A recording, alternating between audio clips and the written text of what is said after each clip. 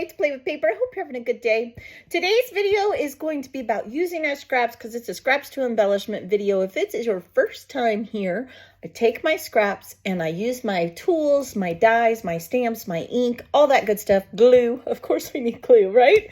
And I create something embellishment beautiful that I can use, whether it's on a card or, okay, I'm not a card maker, but you could use yours on a card, a journal, whatever you like to do. Scrapbooking, I personally enjoy scrapbooking, although I am getting into journaling like more.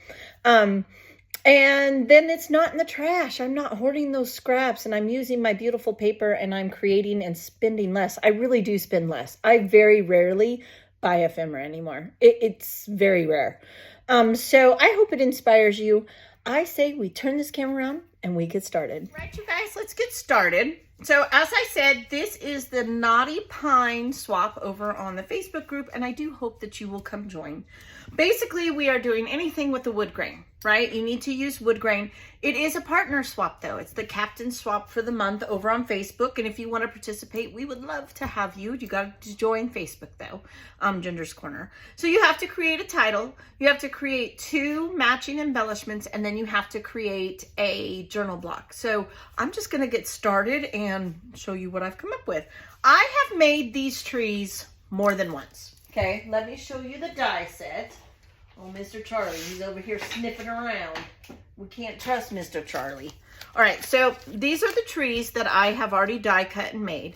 I also am going to create this tree here. We're going to put that together. I've made a title, and then I just took a piece of scrap paper and I used my wood grain stamp and I stamped on here, and I'm going to make a journaling block on here. I wanted to use a light color so you could actually write on here as a journaling block. So first things first, we're going to put this first tree together, and I've made them. You guys have seen me make them many times. You can reuse your tools, right? When you are swapping with other people. And don't be afraid to use them in different ways. The thing is, the reason I got this die off Temu, and it was like a $7 die. It is a nice large die, number one. Number 2, every time I make it, they look different. Why? Because I use scraps. So it's never going to be the same. You can make them green. You could do winter trees with a little bit of snow on the top layer. You're going to see me do, like, it's endless what you can create with this. And you want to talk about busting out some of those scraps that are taking up too much room. This die. They do still have this die on Temu. I did go look. So you could 100% go and get this die. Just put in tree die, metal dies. Tree metal dies for crafting. And all different kinds come up. This one, for me, is my favorite. Now, I can't take credit for finding this die. Shannon Keith used this die for a swap we did when she participated in swaps. And I loved it so much. I sought it out. Like, I had to have this die, and I do not regret it at all. I love this die.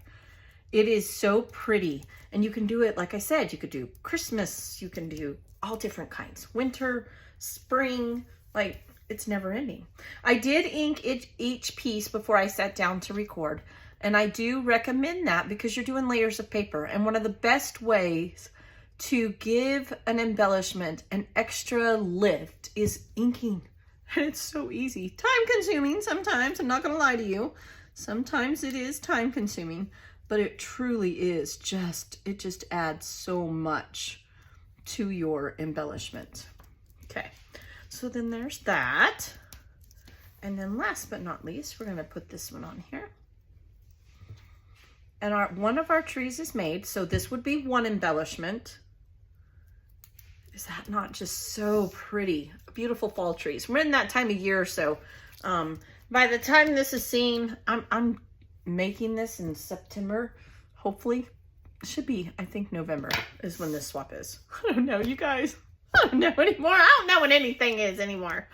All right, so then to make my embellishment, I just took a little punch I got on Amazon. I love these little leaf punches, snowflake punches, heart punches, whatever you really like.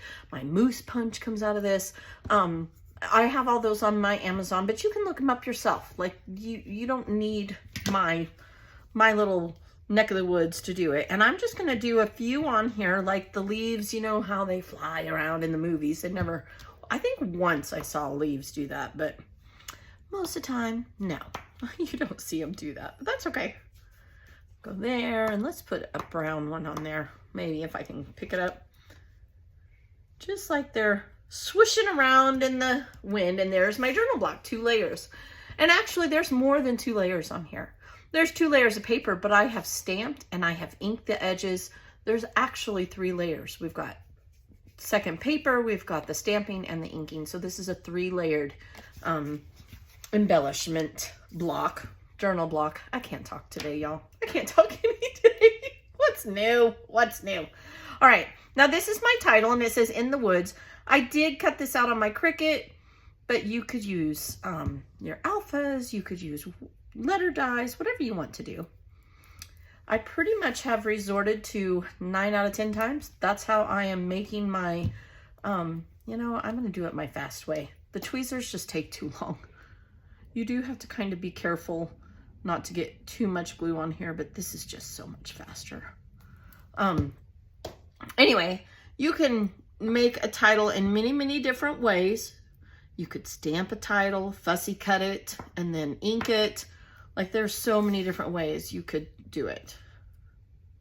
Lots of fun. Okay. Woods. Into the Woods. I cannot take credit for this title. Captain Mallory, I was trying to brainstorm and she totally came up with that title all by herself. I couldn't do it. All right, then don't be afraid to use pattern paper, my friends. Use those scraps, use up that pattern paper. It will look gorgeous on die cuts. I have a little thing here that still needs to be poked out. That's another thing. When you're doing die cuts, make sure you get every little thing poked out of there. That way your partner doesn't have to sit there and poke them out. They don't want to do that. They just want to enjoy your beautiful work. So make sure you do that. We're just going to sit here. And I am kind of meticulous on this one because the other one has layers that go on it. And this one does too, but they're kind of sporadic. So I'm a little more careful about making sure I get inks on all the end points so it doesn't get caught or hung up on anything. And it stays down. Okay, there we go. And I'm just going to put down my white trunk here. Okay, just like so. And then these are all the leaf clusters. So this is when, I'm gonna touch on something. This is when printing out this thumbnail, when you buy something on any website, whether it's Temu, scrapbook.com, when you buy a die, print out the example, okay? Print it out, and then that way you can refer to it when you need to, okay? And it will give you ideas. That doesn't mean you have to do it that exact way. It just means it gives you ideas of what it should look like, and you can change it however you want, okay? So then we'll put a little cluster here. We'll put one down here, one here. The inking makes it pops, it just makes it pop, right? And we have another one. Let's do this one here. And then let's do a double cluster up here. That's what I'm calling these, just little mini clusters. And there we go. Let's see, 3, 4, 5, 6, 7. I'm good with that. Y'all know I like my odds. Literally. Okay, I'm gonna press them down so they stay nice and done. And just like that, I've made 2 embellishments. I just went ahead and I punched. Now these are just extras. I won't need those for anything. I did punch with my leaf punch extras out of the papers, and each one is a little bit different because, again, this is how I organize my swaps. I put the name of the swap and I have a little thing I put them in, but they're all different. Like this one has orange in it. And when you have a bunch of parts, baggy them up. These kind of all turned out, a lot of them alike. I was able to, I think one was different. I was able to have enough paper, but see, this one is different. And then whatever papers I had left, I punched the same kind of leaves, as many as I could get out, and I put them inside of there so they could use them maybe like enamel dots or, you know, whatever they want to do. And I just put them in little baggies, and then I put them in a manila envelope. I label the back of it, and I put all my swaps in order. That's how I organize them. People have asked me, so I thought I would share. Let's see if I can grab that one. I set it over here. I don't know why. Here we go. This one, see, this one tree was a little bit different than the others. But just like that, I created, and you only have to make one. You can get up to 2 partners. You don't have to. It's not like the regular swaps where you got to make 8 of them. Nope. That's why you make 4 things for one person. You make a title, you make a journaling block, and then you make 2 matching embellishments. And I chose to give them the extra leaves. So I hope that inspires you. I hope it gets you using your scraps. I hope it makes you want to create today. And most of all, I hope you're very blessed. I will see you next time. Happy crafting. Bye-bye.